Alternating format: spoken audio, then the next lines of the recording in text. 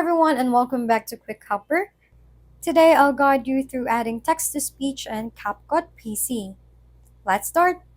First, you have to click on text at the top left of CapCut and choose some text.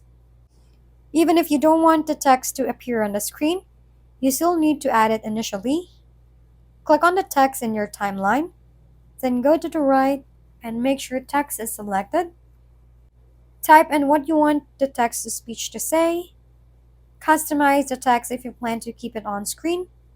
In the top right, click on Text to Speech and choose from the available voices. Preview the voice by clicking on it.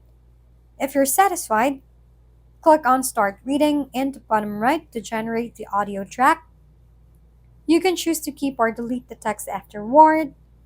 And there you go. Thank you for watching. We hope this video helped you figure things out. If we've been helpful, kindly give us a thumbs up. And don't forget to hit the subscribe and bell button for more contents. For any questions and suggestions, comment down below.